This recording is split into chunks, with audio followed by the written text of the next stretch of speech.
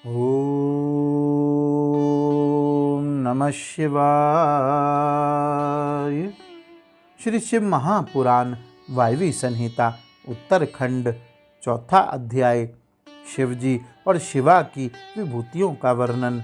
श्री कृष्ण ने पूछा, भगवान अमित तेजस्वी भगवान शिव की मूर्तियों ने इस संपूर्ण जगत को जिस प्रकार व्याप्त कर रखा है वह सब मैंने सुना। अब मुझे ये जानने की इच्छा है कि परमेश्वरी शिवा और परमेश्वर शिव का यथार्थ स्वरूप क्या है। उन दोनों ने स्त्री और पुरुष रूप इस जगत को किस प्रकार व्याप्त कर रखा है। उपमन्यु बोले, देवकी नंदन, मैं शिवा और शिव के श्री संपन्न ऐश्वर्य का और उन दोनों के यथार्थ स्वरूप का संक्षेप से वर्णन करूँगा। विस्तार पूर्वक इस विषय का वर्णन तो भगवान शिव भी नहीं कर सकते। साक्षात महादेवी पार्वती शक्ति है और महादेव जी शक्तिमान। उन दोनों की विभूति का लेश मात्र ही इस संपूर्ण चराचर जगत के रूप में स्थित है। यहाँ कोई वस्तु जड़ रूप है और कोई वस्तु चेतन रूप। वे दोनों क्रमशः शुद्ध, अशुद्ध तथा पर और अपर कहे गए हैं। जो चिन्मंडल जड़ मंडल के साथ संयुक्त हो संसार में भटक रहा है वही अशुद्ध और अपर कहा गया है। उससे भिन्न जो जड़ के बंधन से मुक्त है वह पर और शुद्ध कहा गया है। अपर और पर चिदचित स्वरूप है। इन पर स्वभावतः शिव और शिवा का स्वामित्व है। शिवा और शिव के ही वश में यह विश्व है। विश्व के वश में शिवा और शिव नहीं हैं। यह जगत शिव और शिवा के शासन में है, इसलिए वे दोनों इसके ईश्वर या विश्वेश्वर कहे गए हैं। जैसे शिव है वैसी शिवा देवी है तथा जैसी शिवा देवी है वैसे ही शिव हैं। जिस तरह चंद्रमा और उनकी चांदनी में कोई अंतर नहीं है, उसी प्रकार शिव और शिवा में कोई अंतर न समझें। जैसे चंद्रिका के बिना ये चंद्रमा सुशोभित नहीं होते, उसी प्रकार शिव विद्यमान होने पर भी शक्ति के बिना सुशोभित नहीं होते। जैसे ये सूर्यदेव कभी प्रभा के बिना नहीं रहते और प्रभा भी उन सूर्यदेव के बिना नहीं रहती, निरंतर उनके आश्रय में ही रहती है, उसी प्रकार शक्ति और शक्तिमान को सदा एक दूसरे की अपेक्षा होती है।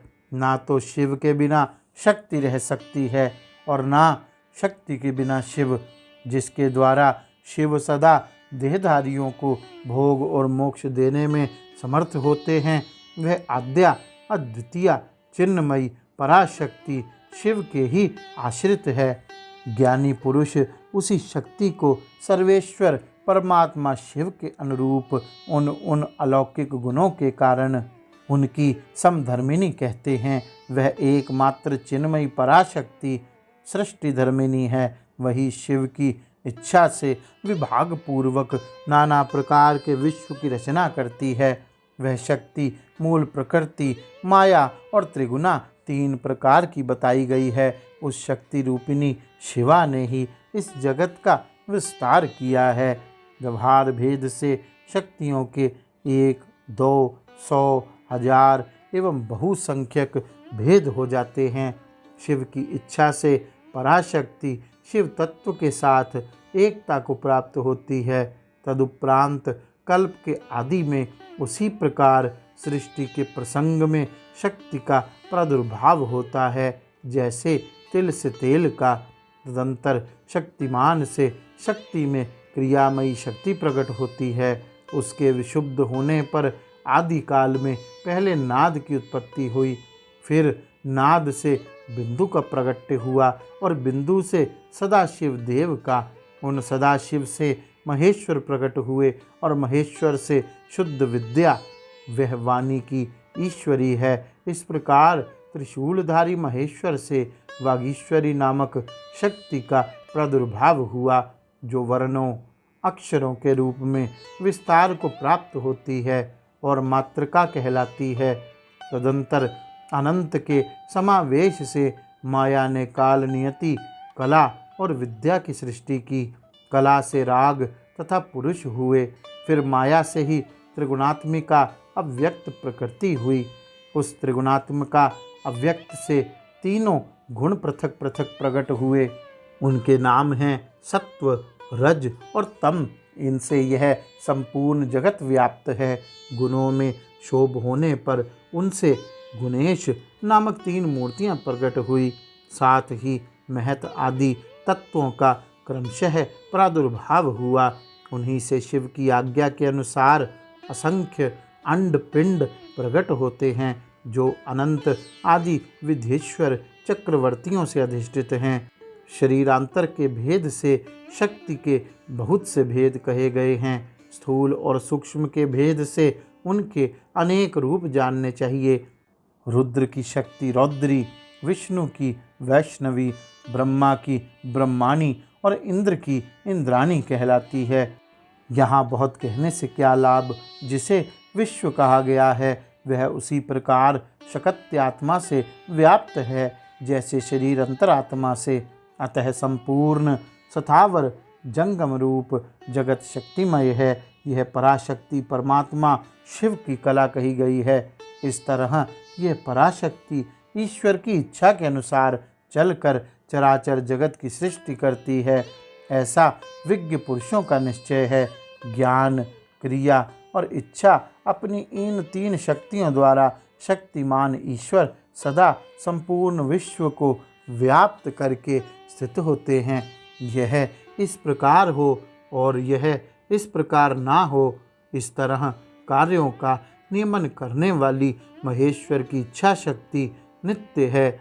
उनकी जो ज्ञान शक्ति है वह बुद्धि रूप होकर कार्य, करण, कारण और प्रयोजन का ठीक ठीक निश्चय करती है, तथा शिव की जो क्रिया शक्ति है वह संकल्प रूपिणी होकर उनकी इच्छा और निश्चय के अनुसार कार्य रूप संपूर्ण जगत की क्षण भर में कल्पना कर देती है।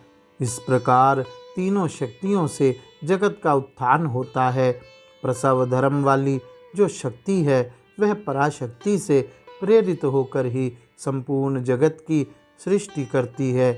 इस तरह शक्तियों के संयोग से शिव शक्तिमान कहलाते हैं। शक्ति और शक्तिमान से प्रकट होने के कारण यह जगत शाक्त और शैव कहा गया है। जैसे माता पिता के बिना पुत्र का जन्म नहीं होता, उसी प्रकार भव और भवानी के बिना इस चराचर जगत की उत्पत्ति नहीं होती। स्त्री और पुरुष से प्रकट हुआ जगत स्त्री और पुरुष रूप ही है। यह स्त्री और पुरुष की विभूति है, अतः स्त्री और पुरुष से अधिष्ठित है। इनमें शक्तिमान पुरुष रूप शिव तो परमात्मा कहे गए हैं और स्त्री रूपिणी शिवा उनकी पराशक्ति। शिव सदाशिव कहे गए हैं और शिवा मनोन्मनी। शिव को महेश्वर जानना चाहिए और शिवा माया कहलाती है। परमेश्वर शिव पुरुष हैं और परमेश्वरी शिवा प्रकृति। महेश्वर शिव रुद्र हैं और उनकी वल्लभा शिवा देवी रुद्रानी। विश्वेश्वर देव विष्णु हैं और उनकी प्रिया लक्ष्मी। जब सृष्टिकर्ता शिव ब्रह्मा कहलाते हैं तब उनकी प्रिया को ब्रह्माणी कहते हैं। भगवान शिव भास्कर हैं और भगवती शिवा प्रभा। कामनाशन शिव महेंद्र हैं और गिरिराज नंदिनी उमा शची। महादेव जी अग्नि हैं और उनकी अर्धांगिनी उमा स्वाहा। भगवान त्रिलोचन यम हैं और गिरिराज नंदिनी उमा यम प्रिया। भगवान शंकर नृति हैं और पार्वती नृत्यति। भगवान रुद्र वरुण हैं और पार्वती वारुणी। चंद्रशेखर शिव वायु हैं और पार्वती वायु प्रिया। शिव यक्ष और पार्वती रुद्धि। चंद्रार्ध शेखर शिव चंद्रमा हैं और रुद्र वल्लभा उमा रोहिणी। परमेश्वर शिव ईशान हैं और परमेश्वरी शिवा उनकी पत्नी। नागराज अनंत को वलय रूप में धारण करने वाले भगवान शंकर अनंत हैं और उनकी वल्लभा शिवा अनंता। काल शत्रु शिव कालग्नि रुद्र हैं और उमा कालांतक प्रिय काली है। जिनका दूसरा नाम पुरुष है ऐसे स्वयंभुव मनु के रूप में साक्षात शंभु ही हैं और शिव प्रिया उमा शतरूपा है। साक्षात महादेव दक्ष हैं और परमेश्वरी पार्वती प्रसूति भगवान भव रुचि है और भवानी को ही विद्वान पुरुष आकुति कहते हैं। महादेव जी भृगु हैं और पार्वती ख्याति भगवान रुद्र मरीचि हैं और शिव वल्लभा समभूति भगवान गंगाधर अंगीरा हैं और साक्षात उमा समृति चंद्रमौली पुलत्स्य हैं और पार्वती प्रीति त्रिपुरनाशक शिव पुलह हैं और पार्वती ही उनकी प्रिया पुलह पत्नी है। यज्ञ विध्वंसी शिव क्रतु कहे गए हैं और उनकी प्रिया पार्वती सन्नति भगवान शिव अत्रि हैं और साक्षात उमा अनसुईया कालहंता शिव कश्यप हैं और महेश्वरी उमा देव माता अदिति कामनाशन शिव वशिष्ठ हैं और साक्षात देवी पार्वती अरुणधति भगवान शंकर ही संसार के सारे पुरुष हैं और महेश्वरी शिवा ही संपूर्ण स्त्रियां, अतः सभी स्त्री पुरुष उन्हीं की विभूतियां हैं। भगवान शिव विषय हैं और परमेश्वरी उमा विषय। जो कुछ सुनने में आता है वह सब उमा का रूप है और श्रोता साक्षात भगवान शंकर हैं। जिसके विषय में प्रश्न या जिज्ञासा होती है उस समस्त वस्तु समुदाय का रूप शंकर वल्लभा शिवा स्वयं धारण करती है तथा पूछने वाला जो पुरुष है वह बाल चंद्रशेखर विश्वात्मा शिव रूप ही है। भववल्लभा उमा ही द्रष्टव्य वस्तुओं का रूप धारण करती है और दृष्टा पुरुष के रूप में शशि खंडमौली भगवान विश्वनाथ ही सब कुछ देखते हैं। संपूर्ण रस की राशि महादेवी है और उस रस का आस्वादन करने वाले मंगलमय महादेव प्रेम समूह पार्वती है और प्रियतम विश्वभोजी शिव हैं। देवी महेश्वरी सदा मंतव्य वस्तुओं का स्वरूप धारण करती है और विश्वात्मा महेश्वर महादेव उन वस्तुओं के मनता मनन करने वाले हैं। भववल्लभा पार्वती जानने योग्य वस्तुओं का स्वरूप धारण करती है और शिशु शशि शेखर भगवान महादेव ही उन वस्तुओं के ज्ञाता हैं। समर्थशाली भगवान पिनाकी संपूर्ण प्राणियों के प्राण हैं और सबके प्राणों की स्थिति जल रूपिणी माता पार्वती है। त्रिपुरांतक पशुपति की प्राण वल्लभा पार्वती देवी जब क्षेत्र का स्वरूप धारण करती है तब काल के भी काल भगवान महाकाल क्षेत्रज्ञ रूप में स्थित होते हैं। शूलधारी महादेव जी दिन हैं तो शूल पानी प्रिया पार्वती रात्रि, कल्याणकारी महादेव जी आकाश हैं और शंकर प्रिया पार्वती पृथ्वी, भगवान महेश्वर समुद्र हैं तो गिरिराज कन्या शिवा उसकी तटभूमि है। वृषभ ध्वज महादेव वृक्ष हैं तो विश्वेश्वर प्रिया उमा उस पर फैलने वाली लता है। भगवान त्रिपुरनाशक महादेव संपूर्ण पुल्लिंग रूप को स्वयं धारण करते हैं और महादेव मनोरमा देवी शिवा सारा स्त्रीलिंग रूप धारण करती हैं। शिव वल्लभा शिवा समस्त शब्द जाल का रूप धारण करती हैं और बालेंदु शेखर शिव संपूर्ण अर्थ का जिस जिस पदार्थ की जो जो शक्ति कही गई है वह शक्ति तो विश्वेश्वरी देवी शिवा है और वह सारा पदार्थ साक्षात महेश्वर है जो सबसे परे है, जो पवित्र है, जो पुण्यमय है तथा जो मंगल रूप है। उस वस्तु को महाभाग महात्माओं ने उन्हीं दोनों शिव पार्वती के तेज से विस्तार को प्राप्त हुई बताया है। जैसे जलते हुए दीपक की शिखा समूचे घर को प्रकाशित करती है उसी प्रकार शिव पार्वती का ही यह तेज व्याप्त होकर संपूर्ण जगत को प्रकाश दे रहा है। तरण से लेकर शिव की मूर्ति पर्यंत इस विश्व का व्यवहार उन्हीं दोनों के सन्निकर्ष के कारण चल रहा है, ऐसा पराश्रुति कहती है। ये दोनों शिवा और शिव स्वरूप हैं, सबका कल्याण करने वाले हैं, अतः सदा ही इन दोनों का पूजन नमन एवं चिंतन करना चाहिए।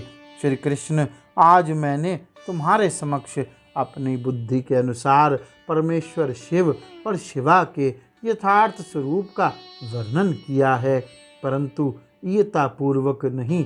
अर्थात इस वर्णन से यह नहीं मान लेना चाहिए कि इन दोनों के यथार्थ रूप का पूर्णतः वर्णन हो गया, क्योंकि इनके स्वरूप की ईयता सीमा नहीं है, जो समस्त महापुरुषों के भी मन की सीमा से परे हैं। परमेश्वर शिव और शिवा के उस यथार्थ स्वरूप का वर्णन कैसे किया जा सकता है, जिन्होंने अपने चित्त को महेश्वर के चरणों में अर्पित कर दिया है, तथा जो उनके अनन्य भक्त हैं, उनके ही मन में वे आते हैं और उन्हीं की बुद्धि में आरूढ़ होते हैं, दूसरों की बुद्धि में वे आरूढ़ नहीं होते। यहाँ मैंने जिस विभूति का वर्णन किया है वह प्राकृत है, इसलिए अपरा मानी गई है। इससे भिन्न जो अप्राकृत एवं परा विभूति है वह गुह्य है। उनके गुह्य रहस्य को जानने वाले पुरुष ही उन्हें जानते हैं। परमेश्वर की यह अप्राकृत परा विभूति वह है जहाँ से मन और इंद्रियों सहित वाणी लौट आती है। परमेश्वर की वही विभूति यहाँ परम धाम है, वही यहाँ परम गति है और वही यहाँ पराकाष्ठा है।